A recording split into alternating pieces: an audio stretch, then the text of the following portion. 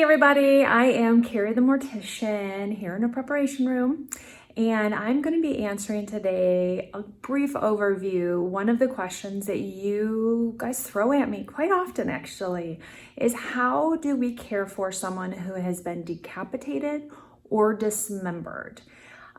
Big question, right? How can you wrap your mind around the thought that if someone's not in whole, that you can actually do a viewing? So I think the number one things to remember with this is when you attend a viewing of someone, you're going to see what the embalmer and the people getting those individuals ready want you to see. As I've said, it's kind of a production, it's kind of a show. So things that are under clothing and behind the scenes, you don't quite know about. So this is going to be the biggest thing when it comes to decapitation and dismemberment, is because we're going to have a reattachment. So you can embalm the pieces in front of you. You can embalm the head separately, arms separately, legs separately, fingers if needed. We can embalm all of those things separately if necessary, either by injecting, hypoing, using a hypodermic, or a long, like kind of a smaller trocar. If you don't know what trocar is, go over to my 2 minutes on a trocar. And injecting embalming fluid and preservation fluid that way. Or we can soak those body parts in fluid if necessary and use a topical type treatment. We can then reattach anything. We can reattach an ear if we really needed to.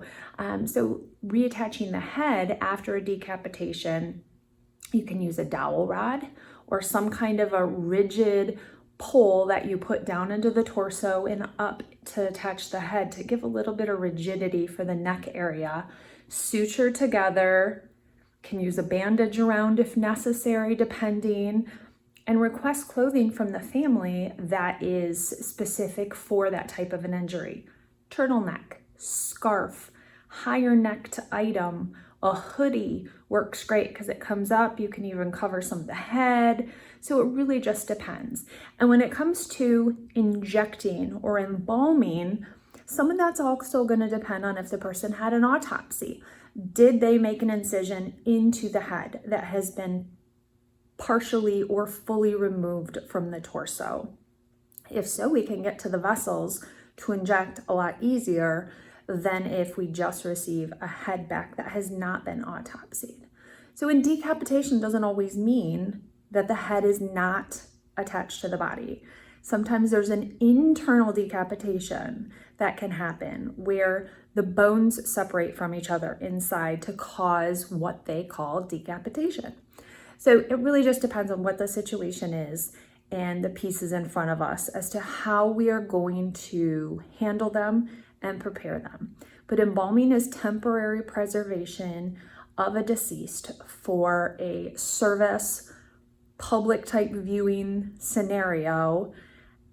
So we can temporarily preserve those parts and pieces. Now, one question is also, what if we don't have all of the person? This does happen.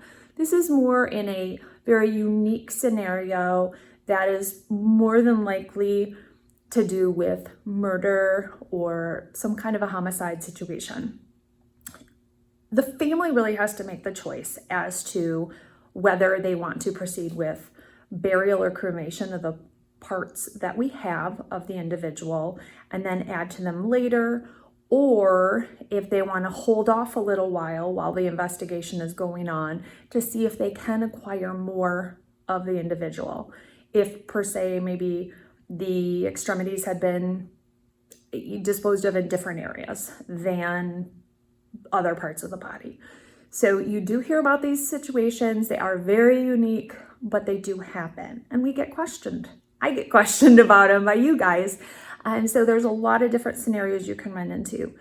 Every scenario, you have to just do an analysis, have a discussion with the family, have a very honest, don't have to get graphic and salacious, but honest discussion with the family as to what you are really dealing with when it comes to the person's condition.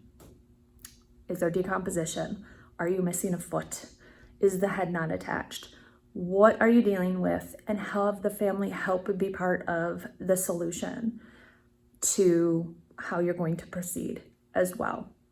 But it's totally doable, totally can happen. It's not outside the realm of possibility, which I think a lot of you think is the situation just because of the cause of death or the condition of the body in those situations. But decapitation, totally can do a viewing. Dismemberment, totally can do a viewing. So post your questions below. Keep questions coming. Even if it's salacious or not, doesn't mean I have to respond in a salacious way or show you all sorts of gory, graphic pictures and stuff, even though I know some of you that's what you want, but it's not happening. So thanks for tuning in and checking out, and keep your questions coming, guys. Bye.